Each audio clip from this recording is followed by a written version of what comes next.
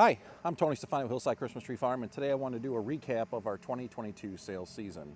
We are just getting started on our last day, and I thought it would be a good time to kind of talk about things that worked, things that didn't, things that I already am thinking about for next year. So why don't we follow along? Hopefully the buzzing isn't too loud from the drone, but I think this is probably the best way to kind of cover this. So let's kind of go for a little walk here. So let's start right here. We see right here that we have our photo op session. This is a huge hit. I think that every farm should have some sort of photo op with the year. We have a couple of them on the farm and they do very well. Heading down to the next thing.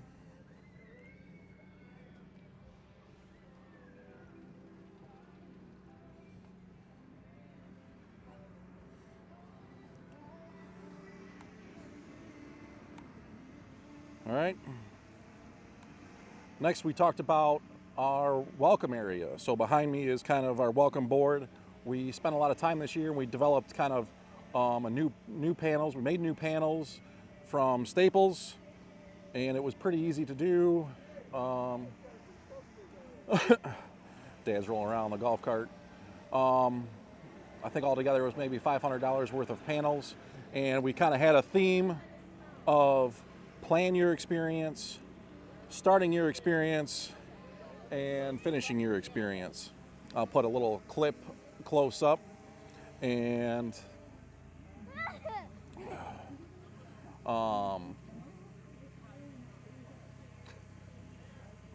put a close up. We have images. We have how we can access the field, and the kids are running around like crazy on me. And we also have kind of our tree branch examples. So all in all, it works pretty well.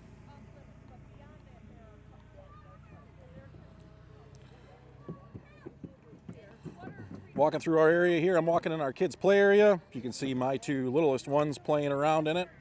So that works. Kids can play around while the parents are looking at pre-cuts and the trees are getting processed. They hang around here.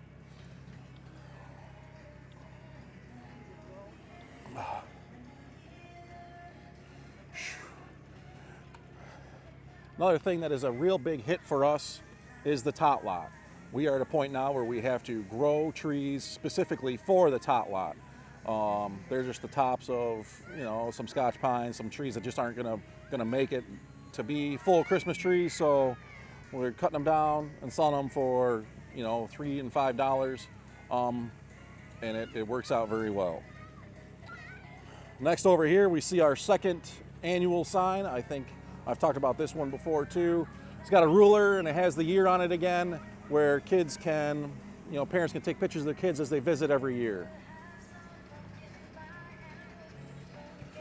And this is our wagon loading area, right? So you kind of come through and you get loaded up on the wagons. They take you out to the field after seeing the greeter.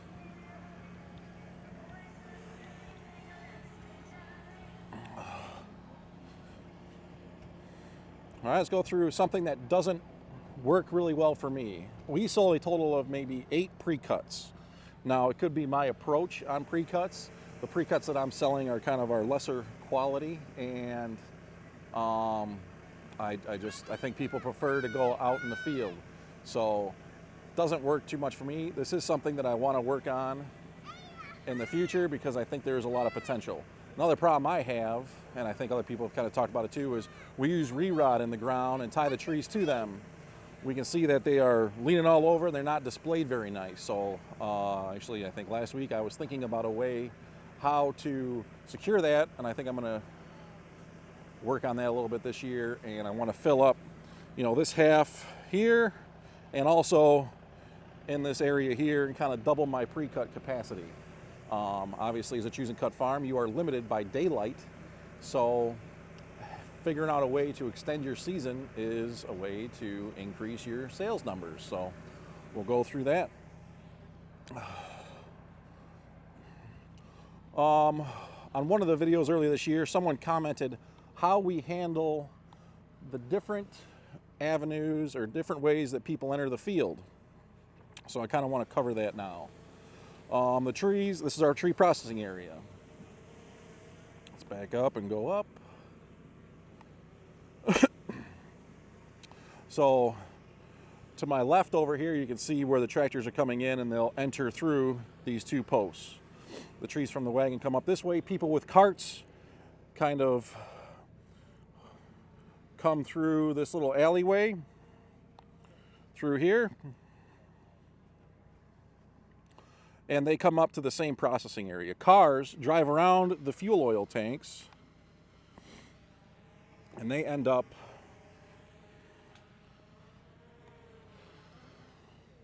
in this area here where they park, and then we can drag the trees from them into the processing area, get them processed, get them height, tag for height, and then the pay booth down at the end.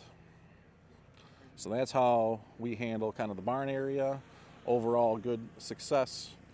With that, you know, the lines kind of form down the sides, and as tractors pull in, they just line them up, and the customers kind of follow their trees from the outside as they're working through. The last thing I want to talk about is kind of our field management practices and how we control how people are cutting out of certain fields. So from this, I'm not going to walk around. I'm just going to kind of talk over the footage.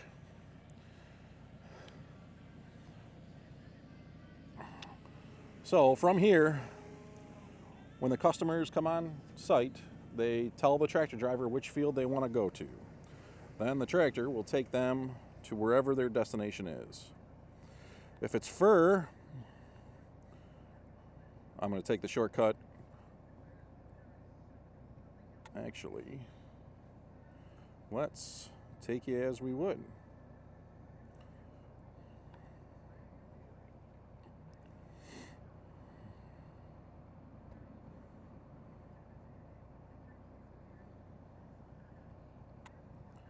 All right, talking about field management and thinking ahead, and what I feel is really important is think about how you want to lay out your fields and where you want your customers to cut. So let's go through it. One problem that we did was we divided our concolor from our other fur in 2012 and 2013. And right now, it's kind of hurting us a little bit because of where they are. I don't think your customers really can tell the different types of trees, and they just know like fir, spruce, and pine. So group them together and let your customer choose what they want to see. So if they say a fir, the tractors will drive this path. They'll follow down, and to the right here is where we planted in 2021.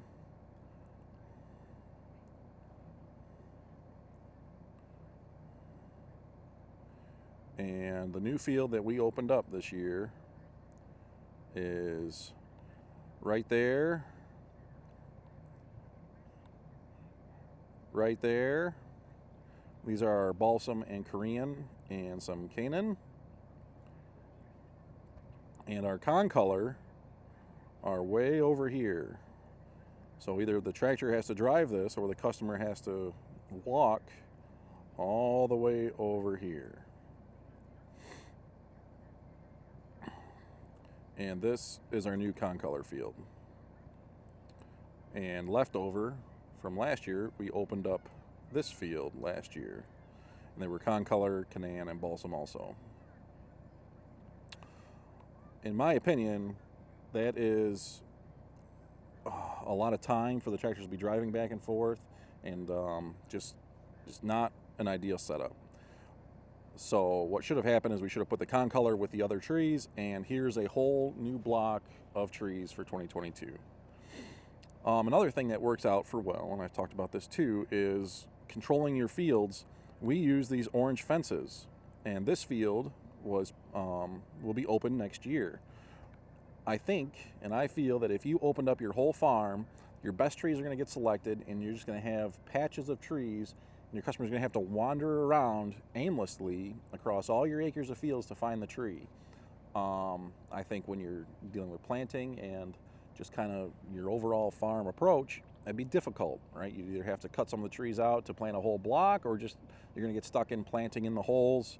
So doing this approach, we know that this field will be cleared out probably over the next 2 to 3 years. This one here that we opened up last year, next year we're going to take all the remaining trees out, either as tot trees, pre-cut trees, trees for troops, donate them, but they have to go because we're going to be planting there in maybe 4 years, so we have to turn that over.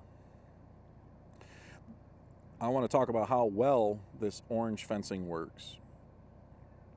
So like I mentioned over here, we had some planted in 13, we had some 10 to 11 foot balsam and Korean firs. And next to it is the year younger trees, which are still probably 7 to 8. That long leader experiment is in this block here. But look how the customers cut where they were supposed to and left these trees alone. They now see what's going to be available for them next year. So between this field, and again, we planted in 2 different areas, balsam in that first field, and then Canaan and Korean over in this field.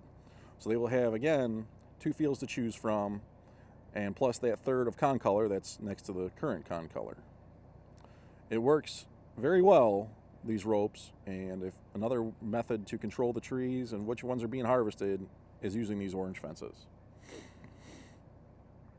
Some things that didn't work. We had a problem of someone cutting a couple baby trees that were planted in 2017 that are maybe 4 to 5 feet. We can see right there in the center is a couple boughs. Someone cut that tree, and there's another one in this field as well.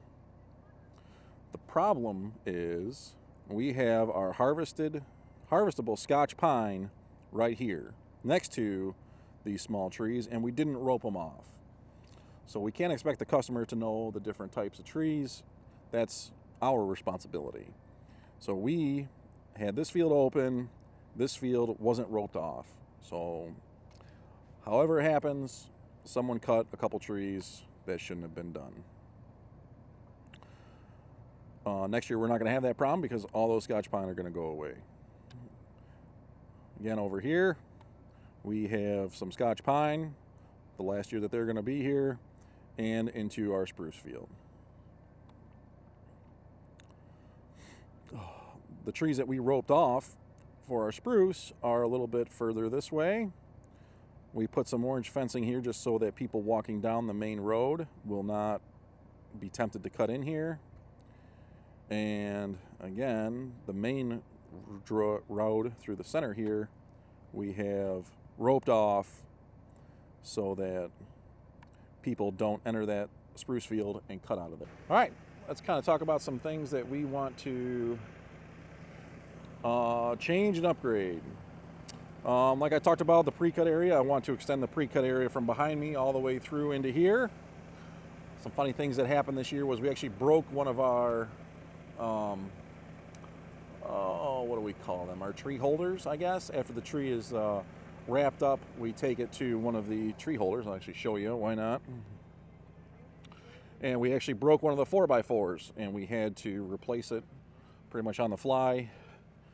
So after the tree's measured, you see the measuring pole on the right, to here, these are what we lean the trees up against as, you know, the customer's paying for them and doing that stuff. So we broke one of those we had to fix. I want to move them a little closer, more in line with what the fence rows are. I like things lined up. So they kind of stick out in the middle there, line them up. Another big thing is we don't have power to our money hut, and what is over where kind of the crew standing is known as the worker hut. So I want to get power out to those things this week, or not this week, next summer before our next season. And that way I could probably get a tree drill out here. And if I ever do electric motors on our shakers and baler, I would have the service coming from the money hut instead of from the main barn. So it'd be a little easier that way. Also, that will allow me to get lights and run to light up kind of this area, which could possibly help me extend my hours of operation. Right, one thing that I forgot to talk about was our parking. One thing that didn't work for us is kind of how people are parking. And we have kind of overflow parking over to my right. And this is also where people drive onto the fields. What was happening is, people are parking down, they're parking right here, and that is causing people to block the sign. So I need to shift stuff over, and I need to make a pretty good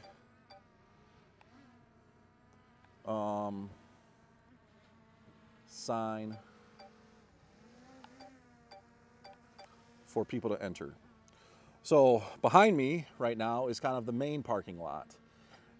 It is wide enough to hold 3 rows of cars, but what happens is people are parking on the 2 outsides and not parking in the middle, and we aren't utilizing the space very well. So another thing I need to do this year is to put lines, put gravel, something to really identify where parking is, where the road lane should be, and also maybe just have the workers, our crew, kind of set that expectation and set those first couple rows so that people know where to park. So I think that was the last thing that I need to improve over this year. So overall, I think the season was very good. Another thing that we also learned is that we have a big fire pit.